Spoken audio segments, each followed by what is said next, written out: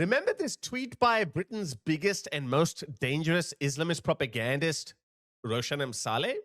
Any criminals or thugs out there who are thinking of targeting Muslims should realize that Muslims are extremely influential in British prisons. So if you are convicted of a crime, there's a good chance you may get a double punishment. So don't you dare criticize Muslims or Islam, because when you go to prison, our fellow brothers will be waiting for you. And there was obviously a video by Muhammad Hijab where he was giving a veiled threat to critics of Islam like myself. He was saying, you know, every society has gangbangers, gang members, the underworld. Muslims have gang members too. I don't know. Someone might come and attack you if you criticize Islam. Hey, we're not telling them to do that, but that's what gangbangers do. They don't fear the law. They kill people. They're violent people. So next time when you criticize Islam, be mindful that we have gangsters too. That's what Muhammad Hijab said. Then he deleted that video too. It might be somewhere, but I couldn't find it. Oh, by the way, Roshan Saleh deleted this tweet too. Not before some of us took the screenshot. Check out this British guy telling you what is happening in British prisons. Many people, especially those on the woke left, really have no idea what's coming for them. You know, I'm not a man speaking from a podcast or a newspaper column. I'm a man who actually works inside the prison system. So let me tell you exactly what I see. Currently today, some of the prisons that I work in are now 50% foreign nationals. 28% of them do not speak English. Now, the UK doesn't publish clear statistics on nationality and sex offences, but a significant number of the men that I've met are inside for rape and sexual assault. Many of these men destroyed their ID on the way here, so we've got no idea who they actually are or what their criminal history is. A large portion of these men genuinely do not believe they've done anything wrong, because they come from countries and cultures where rape and sexual assault of women is just far more accepted. No, it's not accepted over there. You guys need to stop saying that. They will be lynched over there. They'll be skinned alive over there if they did that to their women. They come here and they see Western women as piece of meat. They see women as like, oh, they're showing their skin, so doesn't matter. How many times I've played you so many of these videos? They just say, oh, why don't you give me sex? Actually, this is the most appropriate one. Let me show you this. Ja, doch. Ich habe Bedürfnisse. Ja. Ich habe Bedürfnisse. Und meine Bedürfnisse sind mir sehr wichtig. Ja, aber du kannst trotzdem nicht über mein Kopf hinweg entscheiden. Nicht immer Nein sagen. Here's a German woman explaining to him the concept of consent. He's saying, I have needs. Hey, I got needs. Come on. Give me sex. You're a hoe. You're an infidel. You don't have a hijab. Give me sex. That's it. That's their mindset. Okay. Dann muss man irgendwann sich für sein Überleben einsetzen. Der Herr hat mich gerade darüber aufgeklärt. Und sie nervt mich. She's annoying me because she's not giving me sex. Er will mit mir schlafen, hat er mir gerade erklärt. Ja, du willst auch mit ihr schlafen, aber ich bin als erstes hier. He's like, you would want to sleep with her too, right? That's what he's saying to this German man. He's like, no, hang on a second. That's not how we act. You know, you're missing the bigger picture, the most important point in this entire transaction. Her consent matters. What do you mean consent? We don't have consent. We just grab him and do whatever we want to do. So that's how they feel. And that's what they've been doing on a scale which I have likened to the rape industry of Europe. I'm seriously, the Western politicians have created a rape industry, and they have offered their girls and women to all these horny men who are coming in. Look at all these men. This is Ceuta, Spain. It's still happening, by the way. It's still going on.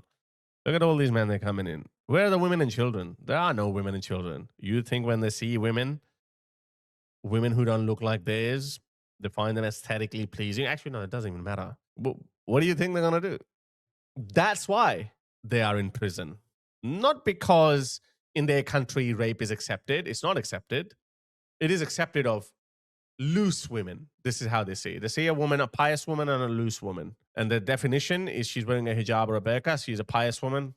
She's not wearing a hijab or a burqa, so she's a hoe. If she's a hoe, why can't you look after my needs? It's as simple as it is. These men are not remorseful for what they've done. They actually believe it's permitted within their cultural beliefs. Sex slaves. There's currently no integration program from the British government to teach them any different, which means As if that would work. We need to stop saying that too. What do you, like those no sexual harassment training videos are going to do the job? You know what? In 2015, when Angela Merkel opened up Europe's borders to these horny third world men, the very same year in 2015, it's known as, look it up, it's known as the Cologne sex assault. So German women, they just came out like every year they had come before. They came out to celebrate New Year celebration. And thousands of women were sexually assaulted, all by Arab men of Arab appearance. Back then, because the left didn't know what was going on, the BBC even reported it. So what they did, they started giving training. So what they did after that, they started giving them training that, hey, don't touch women without their consent. As if that's going to work. Actually, let me find that if there is. Yeah, this one. As if this is that what you want? Is that what you want? As if this is going to work. Okay. Stop! Don't touch me there. This is my no-no square. Look at that guy at the back. Stop! Don't touch me there. This is my no-no square. Apparently it happened in Finland or something. So, you know, you think that these training, anti-harassment training modules are going to work on these people? They're not going to work. charity is now having to do some of that work for them inside the prisons, which then means millions of your taxpayer money is being spent to educate foreign nationals on basic human values and how to speak English. Not only that, these prisons are so overcrowded that they're actually releasing violent sexual offenders and paedophiles. That's right. They're releasing convicted sex offenders early because there's no room left in the prisons. Now, they're bringing in these people from these cultures. Like, your prison cells are overflowing. That wasn't a problem 15 years ago. these are things that many people on the left don't see because they live in places totally removed from where any of these problems exist. But let me just fast forward the videotape 10 years. Let's fast forward. What will society look like in 10 years if nothing changes? Who will pay the price if there's more sex offenders on the streets? It's going to be the women and the children.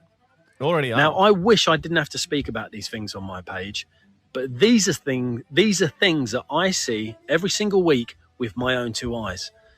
And the most shocking thing for me is that according to the woke left, when I stood on a TEDx stage and I spoke about prison reform and the importance of kindness, I was viewed as a hero. But the moment I started speaking about the reality I'm seeing in the prisons, I'm a villain and I should be cancelled. That man on the TEDx stage is still me. I'm still Michael Maisie, author of Young Offender, 18 years sober, still run the charity. I still believe in kindness and prison reform. I'm still a family man. None of that has changed. I hope. But he just doesn't have a suicide fetish like the left. And I pray that we can come together and wake up for the sake of the women and the young girls. Yeah, but you know who's bringing them in? Who's causing all this chaos? This is the face of the modern left. These are the people bringing in these foreign horny migrant men. These women, crazy women. And then you know what? A lot of them actually end up in the news. This woman, she was an aid worker, killed by an Afghan, and her dead body was stuffed into a suitcase. This is what they're doing on the streets. Look at this. This happened in France. Look at this. Look at this migrant with his with a big knife going after people, stabbing them. Look at this. Afghan man jailed, 7 years raping a woman, another Afghan raping a girl, 12, 2 teenage girls, all Afghans. It's just happening. As I said, Western politicians have created a rape industry. These men are coming here. They're actually, no exaggeration. This has been reported many times. You know the people smugglers, or you know these migrants who are put in these hotels. They make TikToks and they say, "Hey, look how good life is," and they film ordinary Western women in shopping malls or on high streets or whatnot. That's why actually high streets are dying too. They film them and they put them up on TikTok and they say, "Come, you wouldn't believe your luck. What are you doing shagging a goat in rural Pakistan or Afghanistan? Come here. We're going to have a roof over our head. We're going to have food. We're going to get more food than we do in our home countries. And on top of that, look at this. Look at all these girls." That's why it is happening on a scale that is unfathomable.